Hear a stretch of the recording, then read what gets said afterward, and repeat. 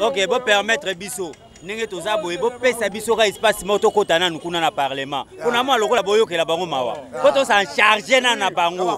Ce qui bo permettre parce que to signer. Mais ko signer bien, to beta la bango na makofi parce que biso ne population ne biso ne to na pouvoir. Mais pouvoir wana sikoyo boko mo zona ba soda bo tena liboso poto kotati. Bo to s'en charger na mabunda so za mabundi awa to pasole na matama wana. Po ça la bien. Pour la population to za pour ça souci na biso ke ba kenela bango to za pour ça na bango.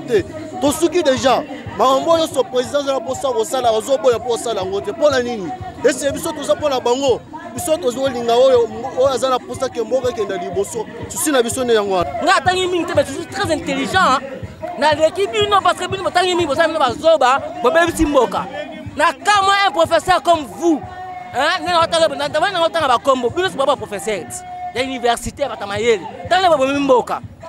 Alors, Fati ça, élection zati wabi que l'élection zati wana kanda, Fati osawana pendant 2 mandats na ba intelligence na yo. Na ba yo tangate Congo eza pona bato batanga ba mingi te. Bino ba botangi mingi ko, boza ba zoba na tanga ba kombo na bino. Professeur Zobat, merci beaucoup, mais c'est très regret. La maman, le roi Janine Mabunda, on a bien la mbinza, on a encore général Bumba, bientôt il y a pas la bino, au bord un peu général Maëli. Solo quand tu es habité dans la bio de A à Z, général Maëli, on a Mboka, à Tangiso, à la Kin, on a encore général Bumba, t'as le bisayo maman, ce qu'on a qui est pour les kabilistes, qui FCC, qui Nakati, chou malheur, quoi, on a même peuple dans Dakunayo.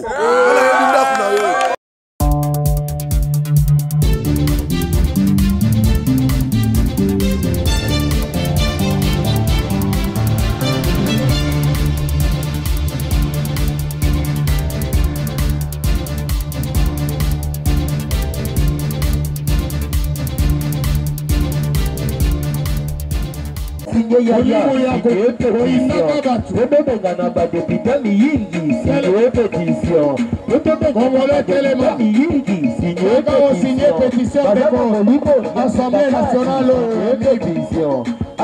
Les composants signé pétition.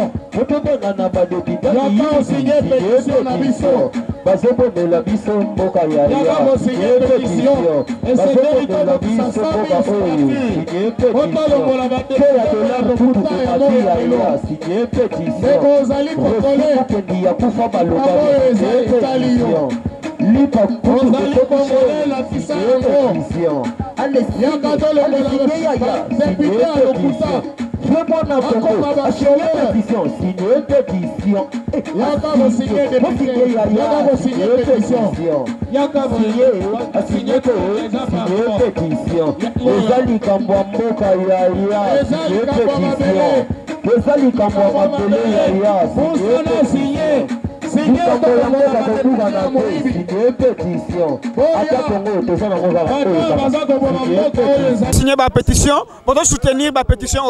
Bon, tous d'accord na pétition puisque le pays va très mal.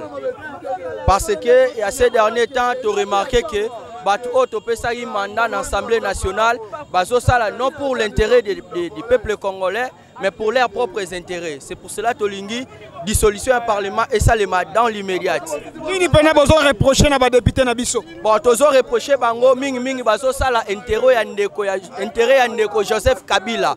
Ba député bazakuna Janine Mabunda azokotisa ba motion rien que pour l'intérêt ya famille politique na FCC et peuple congolais azo souffrir. Touti na Covid-19, bango bazo déclaré ba matcha bango $2000 pendant que les enseignants na ba fonctionnaires ba continuer à souffrir.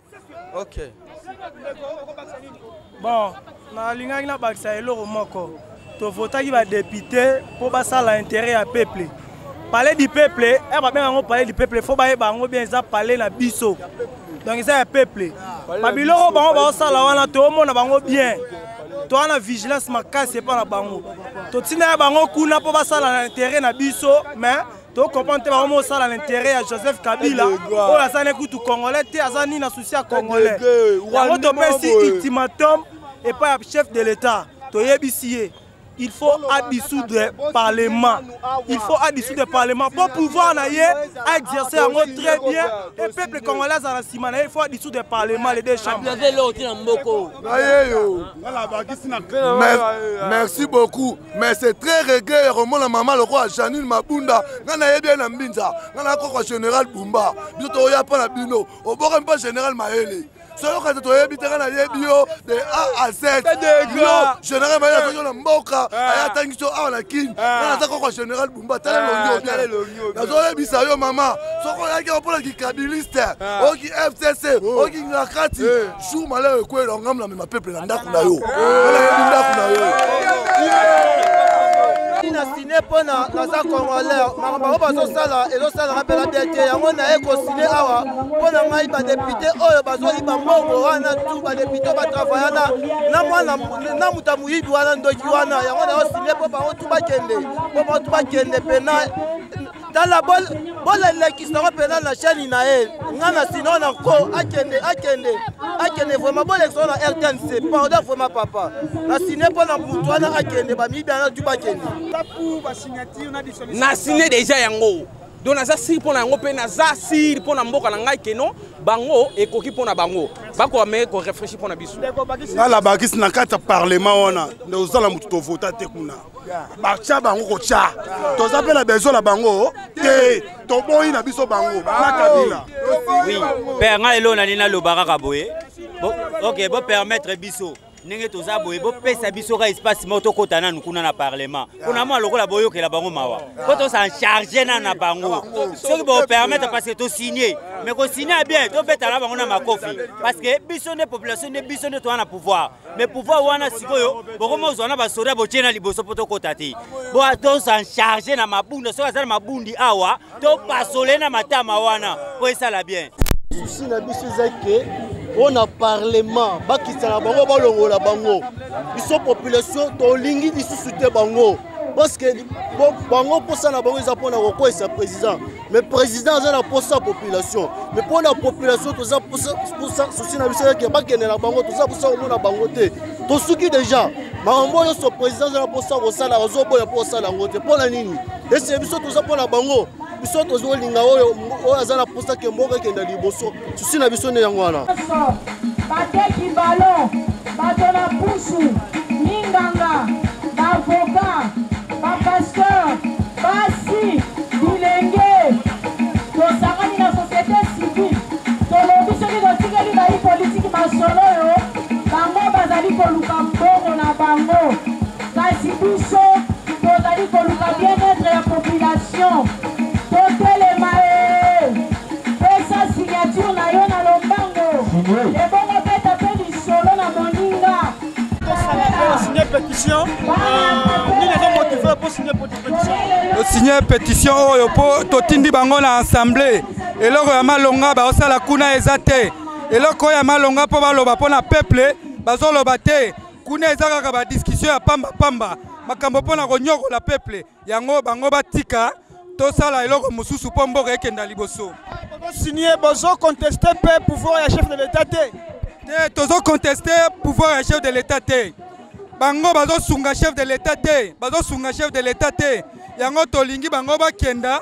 biso moko population totikala kosunga chef de l'état baloko ezo motive ngana signer pétition eza ke assemblée nationale musala oyo esengeli esala tomona yango te donc bazala plus mpona baintérêt politique zoba badéputé kobundaka na assemblée oyo totindela bango kuna yango wana te donc ntina na yango eza te sa raison d'être eza te nde balobaka na français donc ekweya na yango nakoloba nanga mingi te ekweya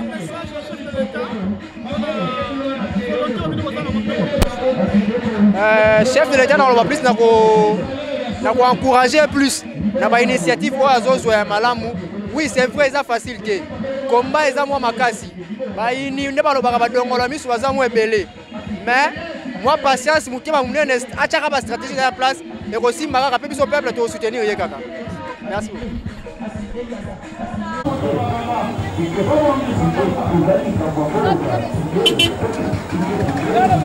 tolembi badepute buluo bakende ngenga ekafele yamba bango biyibi bakende tolembi bango toyebi ekafe ezalaka mpona bakuluna yo tosengela yango badepute na badepute mpe bakende kafela badepute mpe miyibi bakende valaba bakende tolembi bango n'importe quoi otena yo mbote est-ce que yo po signer pétition na signer mpona nini osigner pétition parce que ngai nasalaka na lac transformation ya entreprise publique jamais badefenda bakaya basouete wana na parlement laki yango toza na bandako tofanda kaka boye laki ekufa société nationale aérienne ekufa mpona nini jamais na parlement baloba makama laki okosenga badepute wana balongwa bakende toza contre bango te mais députation mobimba wana bakende nini okoyebisa na mokonzi ya mboka mpe na bakongole nyonso mokonzi ya mboka alongola bango biso moko population to voter badepute oyo toyebi bacomportement na bango tolingi ya nomination te po ye moko président baotie bakala nasui kaka wana mbote papa oza na besoin ya badepute oyo lelo balongwa bazala na bato te balongwa oza na ndeko ya depute te nazala na ndeko te etalinga te wana ya makambo na ye etalinga te baya mitema mabe so tosouffrir balobaka na bango mpo na peuple te balongwa bakende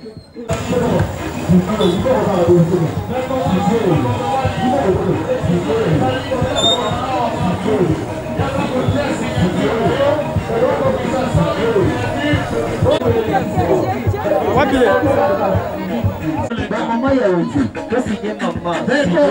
Congolais, Congolaise. Congolais à solo, pour signer pétition. Maintenant, nous sommes allés partout. On a signé. Quand ils sont payés, les Congolais, on s'allie dans la pétition. Il y a comment la Congo, Miami, on a la mitour, puis ils sont comment il est le quoi. Dans le pays, quand on signe pétition, badepite balongwa bandoki bazonyela mpasi na bango biso tondokama balongwa miyibi babandoki toboyi bango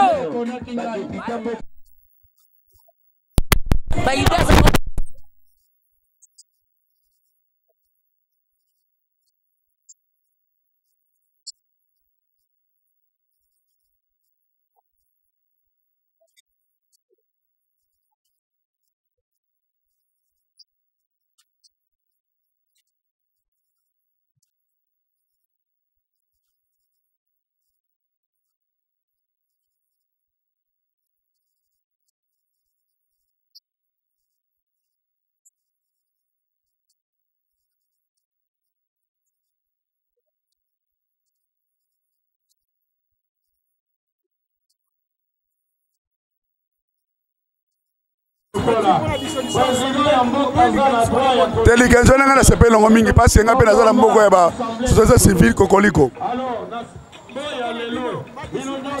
badu sirre yango pona nini po ete bazoluka ba intérêt na bango ya peuple te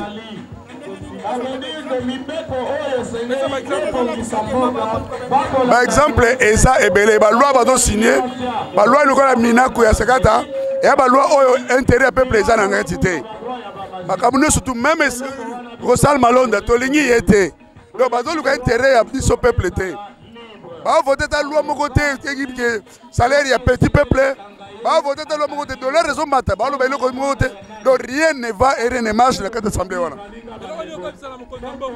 mokonzi mboka azali mokonzi oyo nzambe aponi na ntango oyo towana ba révélation na ye aza ya nzambe tolingi azwa liberté na ye azala libre asala mosala par rapport à vision na ye nous les soutenons à 100%. Voilà, merci.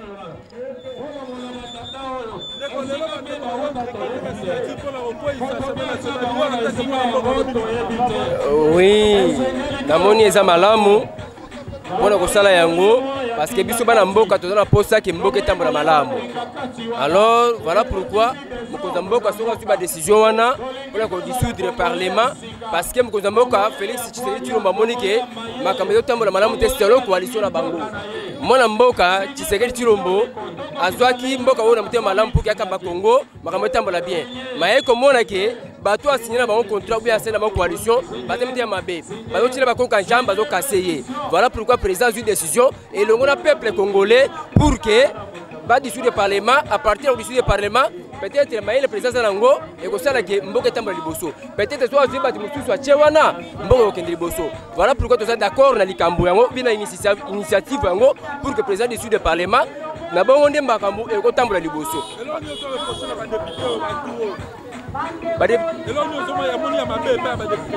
Voilà, député bada tour oyo bazosala musala malamu te ndenge esengeli parce que président soit ake côté droite bango balimba ke côté gauche alors eza malamu te. Voilà pourquoi to moni ba député na baza batu mabe balinga ya corruption nde banosala na tango ya kala mais na tango président Chilomboye président lingi makama corruption ezala te mama kanyaka ezala te alingi tosala musala mutema malamu ainsi que étoile de droit ezala musala na yango. Voilà pourquoi to lingi ba député na balongwa ba député sika ba da susa mboka pe ya peuple baya pour que mboka kende liboso. Assemblée wana ba disuto ngo to boni papa balongola bango nyoso batikata mutu te dollar comme na 20 000 francs to ndia malamu te lipa te ça fait comme na 300 to vivre ndeni na mboko biso fota bango ba comme mabumine le tondeni biso zo konda ba na classe ba futa minerva le bele ba neti normalement ba minerva ya primaire fa futa ka te zalo fele ba mboka musu to mona biso ba zo futa minerva même to ba papa ba so mbomke neti to ka soda zo suki 20 000 francs mais ba c'est vraiment 22 tu fais $1000, il y a un sens. Tu as un tir à la chasse, tu as un tir à la terre, tu as un tir à vivre.